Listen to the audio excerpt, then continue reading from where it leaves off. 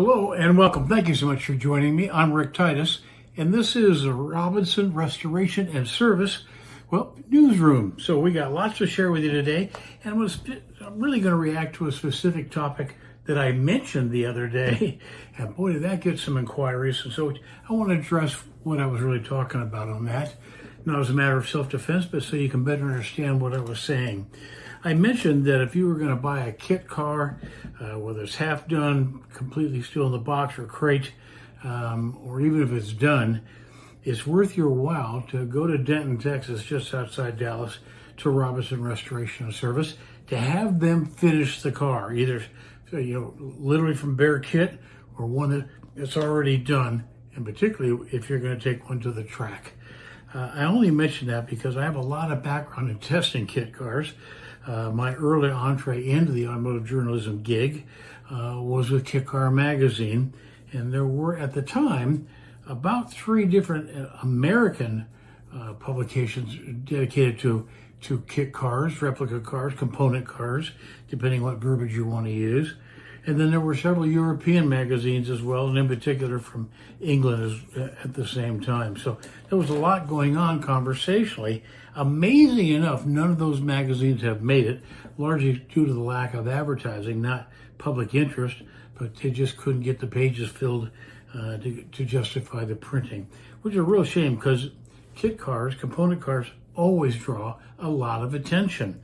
I think in part because enthusiasts are looking for something maybe that looks like a Ferrari, but they can't afford a real Ferrari, or looks like a Porsche or a Lamborghini, or whatever it is, a Stutz, a straight rod. People have this perception that it will be a much less expensive way in, and though it usually is less expensive, it's now way less expensive.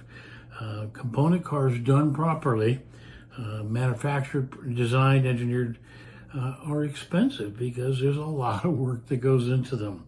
And I kind of learned that the hard way because like a lot of enthusiasts, I too had the fantasy of maybe someday getting something kind of exotic.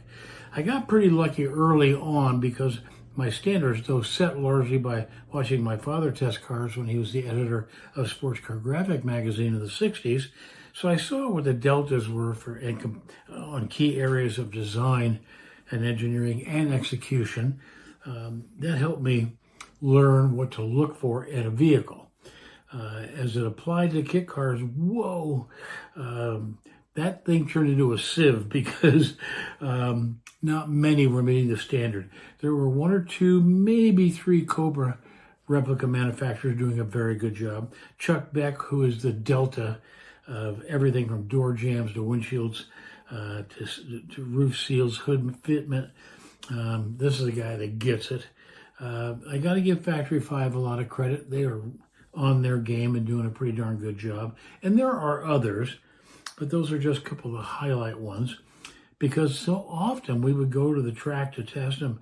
At that time, the editor was Bob McClurg, very good writer, good editor, and knew what to look for in terms of content for the magazine, but counted on me to really evaluate the vehicles. And we would go to track tests because we wanted to do something no other component or kit car magazines were doing, and that was really evaluate the vehicle under load, but not on the street. And so often, more times than not, we left disappointed. There just wasn't enough vehicle here. Oh, it looked like whatever they were after, usually a pretty clever design, Modena and just so many of the people who really did give it an honest shot and understood what the deltas really were, did a good job. But so often we'd have to get out of the vehicle after just a few laps and go, we're going to do you a favor, not write about this, because we can't honestly bring you a clean evaluation. We're going to have to badmouth a lot of failings here. So what happens? Why do you want Robinson to do it? And why have I recommended that in a big way? What really helps with Robinson, not only is the owner of the company anal retentive, this guy is a detail fanatic, but beyond that, he's got the knowledge. And so too the people he has work on these kind of special projects, because there are times to use a grade 8 bolt, and there are times you shouldn't use a grade 8 bolt when everyone thinks, well, you just use grade 8 throughout. Well, A, you not only wasted a lot of money, you might have wanted a grade 5 bolt in there. at different points in the vehicle. Carol Smith, the late Carol Smith, wrote a great book on fasteners. No, this is not a book that's going to keep you up night as a page turner, but if you want good, clean technical information, his book about racing fasteners and how to properly safety wire a car, when to use this kind of fastener, and how to go about it here, really taught me a lot. Even though hanging around race cars had already given me a pretty strong understanding, it's not as straightforward as it seems. And to so many of the people who build a kit car or replicate a car, who have dreams of becoming a big manufacturer at it, they get the looks down, or very, very close, in some cases darn close, but that's not where that may be where it starts, but that's certainly not where it ends. You need a chassis designed to hold up to whatever horsepower they're going to put in it, whatever size tires and brakes you're going to put on it, because those are huge load variables, cornering forces, and then if you get into the suspension stuff, which I'm pretty fanatical about coming from racing, and I feel because it's safety, has it been bump steered? Can they get the wheels to travel up and down over a bump and not point one off in a direction, or both, that you don't want to go? They understand the anti-dive and anti-squat properties, which is all a geometric conclusion. Is the suspension strong enough? Are the pickup points at the right spots? Are the roll rates or roll stiffness, is that well engineered and thought out? I mean, there are so many details in building a good handling / safe handling component car. You want someone evaluating that stuff, and they'll test for it. All that stuff's measurable right there on the floor if you've got the right people working on it. So not only the fasteners, but all the cooling and exhale. I saw lots of cars where they were great at taking air in, but had no idea how to get that air out. And where and how you do that is critical to how the vehicle feels. I'm not even going to get into aerodynamics because you don't always have to go to full applied aerodynamics, though initially they do start at about 50 miles an hour, Paul Lamar once taught me. And there are cars that are driven well over 50 miles an hour, in which case you want the aerodynamics on the money. But the reason you need someone who understands all the foibles, all the potholes that you can drive into, is because there are so many. Door seals and hanging doors. This is something Chuck Beck seems to understand just about better than anybody. Though there are others. Factory 5 does a good job. They get it. Superformance is, that's the top of the hill right there, those guys. But you don't put their cars together. One of the more legitimate cars that you can buy are from Factory 5. They do a good job. Now, there used to be Contemporary and ERA, and once in a while Shelby will run a line of continuation Cobras, but when you get those aren't to be assembled by you. They're done by in-house by people who know what they're doing and tested by a driver or two there that are really highly qualified to be doing this evaluation. It made it kind of challenging to be a kit car because, well, we'd love to have been able to come back and say nice things about everybody's vehicle. And a lot of times it was just a feature piece.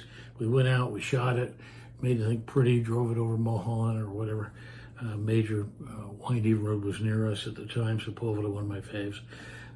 But then if you really tried to tax the thing, you found out, whoa, this is not right yet. They do not have this dialed in. So that's why I say have someone, if you're going to spend the money to buy a replica or even an original design from a component or kit car company, make sure you've done the homework by having someone who knows what they're doing finish it. And that's why I recommend Robinson so heavily, because I know when that car goes out the door, it's going to be right. It's not going to do anything funky into braking. The brake bias will be right. The brake balance will be all right. The tires will stay aimed in the direction they're supposed to go. They'll know what alignment specs to put on it based on the nature of A, the tires, and B, the use the vehicle is going to get. They'll understand the difference between fuel load full, fuel load almost dry, and what that weight difference does to the balance and behavior of that vehicle. And those are the kind of people you want working on this. Well, I've worked with some companies that were building these things. They would have known to ask those questions. I didn't even know those were critical questions in developing a final solid product.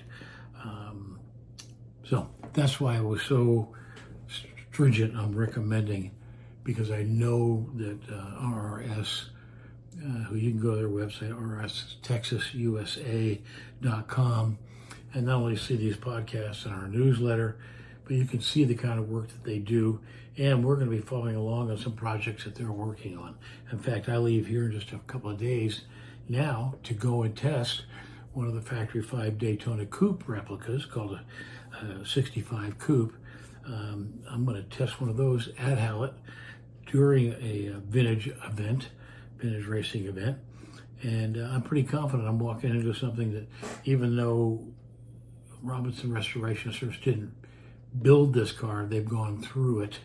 I'm pretty confident this is going to go where I need it to go. And we'll get some good footage and we'll share that with you because we look forward to it. Well, that's kind of a quick update on what we were thinking on that, and we'll come back to that topic more. We're going to take on other things. You know, as a lot of you may know, I was involved with Chuck Beck on the concept and certainly the construction of the prototype Shogun, which was that Festiva with the show Taurus engine in the middle. Managed to sell 6 of those puppies, one now in Germany. It actually passed TÜV. So good car, quick right out of the shop, and we had a lot of fun with that thing. And anything Beck does, I don't care if it's his Lister program, his 550 Spider, his 356 Coupe, or his 904. No matter what project he does it top of game. I've track tested every one of Chuck's cars, and they come off the trailer good to go. You can go ahead and lean on it right now.